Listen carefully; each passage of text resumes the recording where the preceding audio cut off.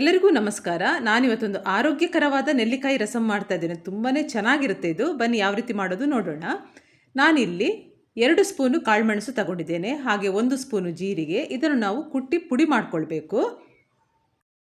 ನೋಡಿ, ಈ ರೀತಿ ಒಂದು ಸ್ವಲ್ಪ ಪುಡಿಯಾದ ನಂತರ ನಾವು ಇದಕ್ಕೆ ಬೆಳ್ಳುಳ್ಳಿ ಹಾಕಿ ಚೆನ್ನಾಗಿ ಇದನ್ನು ಪುಡಿ ಮಾಡ್ಕೊಳ್ಬೇಕು. ಮತ್ತು ಈ ರಸಮ್ ತುಂಬ ಸುಲಭವಾಗಿ ಮಾಡ್ಬೋದು. ಜಾಸ್ತಿ ಏನು ಇದಕ್ಕೆ ಸಾಮಗ್ರಿಗಳು ಬೇಕಾಗಲ್ಲ. ನೋಡಿ, ಚೆನ್ನಾಗಿ ಪುಡಿ ಆಗಿದೆ. ಸಾಕು, ಈಗ ಇಷ್ಟು ಪುಡಿ ಆದದ್ದು ಸಾಕು. ನೋಡಿ, ಈ ರೀತಿ ಪುಡಿ ಆದರೆ ಸಾಕು. ಒಂದು ಪಾತ್ರೆಯಲ್ಲಿ ನೀರಿಟ್ಟಿದ್ದೇನೆ, ಅದಕ್ಕೆ ಕಟ್ ಮಾಡಿರೋ ಟೊಮೆಟೊನ್ನು ಹಾಕ್ತಾ ಇದ್ದೇನೆ. ಹಾಗೆ ಬೆಟ್ಟದ ನೆಲ್ಲಿಕಾಯಿ, ನೋಡಿ ಇದು ಸಣ್ಣ ಸಣ್ಣ ನೆಲ್ಲಿಕಾಯಿ. ಹಾಗೆ ಕರಿಬೇವು ಸೊಪ್ಪು, 2 ಹಸಿಮೆಣಸಿನ್ಕಾಯಿ, ಸ್ವಲ್ಪ ಅರಿಶಿನ.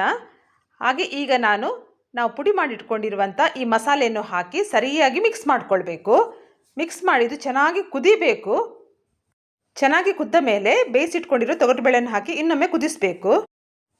ಬನ್ನಿ, ಈಗ ನೋಡಿ ಎಷ್ಟು ಚೆನ್ನಾಗಿ ಕುದೀತಾ ಉಂಟು. ನೋಡಿ, ನೆಲ್ಲಿಕಾಯಿ ಕೂಡ ಬೆಂದಿದೆ. ಈಗ ನಾನು ಬೇಯಿಸಿ ಇಟ್ಕೊಂಡಿರುವಂಥ ತೊಗರಿಬೇಳೆಯನ್ನು ಇದಕ್ಕೆ ಹಾಕಿ ಸರಿಯಾಗಿ ಮಿಕ್ಸ್ ಮಾಡಿ ಇನ್ನೊಮ್ಮೆ ಇದು ಚೆನ್ನಾಗಿ ಕುದಿಬೇಕು. ರುಚಿಗೆ ತಕ್ಕಷ್ಟು ಉಪ್ಪನ್ನು ಕೂಡ ನಾವು ಈಗಲೇ ಇದಕ್ಕೆ ಹಾಕ್ಕೋಬೇಕು.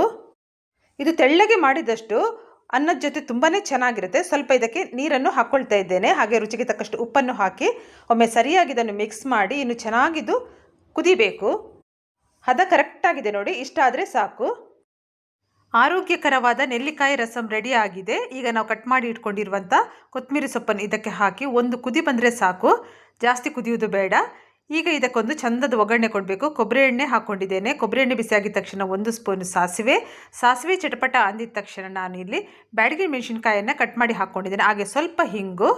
ಈಗ ರಸಮ್ಗೆ ಒಂದು ಚಂದದ ಒಗ್ಗರಣೆಯನ್ನು ಕೊಡಬೇಕು. ನಿಜವಾಗ್ಲೂ ಈ ರೀತಿ ರಸಂ ಮಾಡಿದರೆ ಹೊಟ್ಟೆ ತುಂಬ ಊಟ ಮಾಡ್ಬೋದು, ಅಷ್ಟೊಂದು ಚೆನ್ನಾಗಿರ್ತದೆ. ಮತ್ತು ಇದು ಆರೋಗ್ಯಕ್ಕೂ ತುಂಬಾ ಒಳ್ಳೆಯದು. ಎಲ್ಲರೂ ಇಷ್ಟಪಡುವಂಥ ಒಂದು ನೆಲ್ಲಿಕಾಯಿ ರಸಮ್. ಇವತ್ತಿನ ರೆಸಿಪಿ ನಿಮಗೆಲ್ಲರಿಗೂ ಇಷ್ಟ ಆಗಿದೆ ಅಂತ ನಾನು ಅಂದ್ಕೊಂಡಿದ್ದೇನೆ. ಇಷ್ಟ ಆದರೆ ನೀವು ಕೂಡ ಇದನ್ನು ಮನೆಯಲ್ಲಿ ಟ್ರೈ ಮಾಡಿ. ಹಾಗೆ ಲೈಕ್ ಮಾಡಿ, ಕಮೆಂಟ್ ಮಾಡಿ. ಆದಷ್ಟು ನಿಮ್ಮ ಫ್ಯಾಮಿಲಿ ಫ್ರೆಂಡ್ಸಿಗೆ ಇದನ್ನು ಶೇರ್ ಮಾಡಿ. ಯಾರೆಲ್ಲ ನನ್ನ ಯೂಟ್ಯೂಬ್ ಚಾನಲ್ನ ಇಲ್ಲಿವರೆಗೆ ಸಬ್ಸ್ಕ್ರೈಬ್ ಮಾಡಿಲ್ವೋ ಪ್ಲೀಸ್ ಸಬ್ಸ್ಕ್ರೈಬ್ ಮಾಡಿ, ನನಗೆ ಸಪೋರ್ಟ್ ಮಾಡಿ. ಎಲ್ಲರಿಗೂ ನನ್ನ ಪ್ರೀತಿಯ ಧನ್ಯವಾದಗಳು.